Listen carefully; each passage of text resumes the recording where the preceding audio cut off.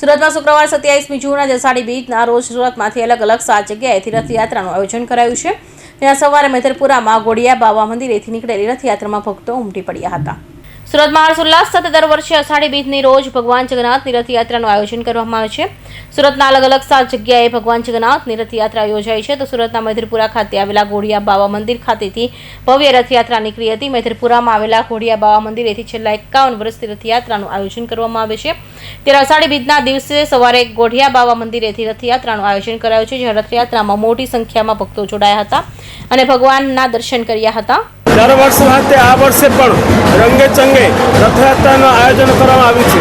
એમાં રથયાત્રામાં બહુ ભીડભાડ થાય છે અને પોલીસ ભાઈઓનો પણ સહકાર સહયોગ છે, ભક્તોનો પણ સહકાર છે। એમાં દર વર્ષે સવારે 9 વાગ્યાથી બપોરે 2 વાગ્યા સુધી રથયાત્રાનું પરમિશન આપણે મળેલું છે અને અત્યારે 2 વાગ્યા સુધી મંદિરના અંદર પાછું આવી જશે। 2 વાગ્યા પછી પ્રસાદની વ્યવસ્થા રાખેલું છે।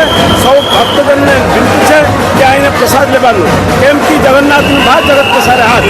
જય જગન્નાથ।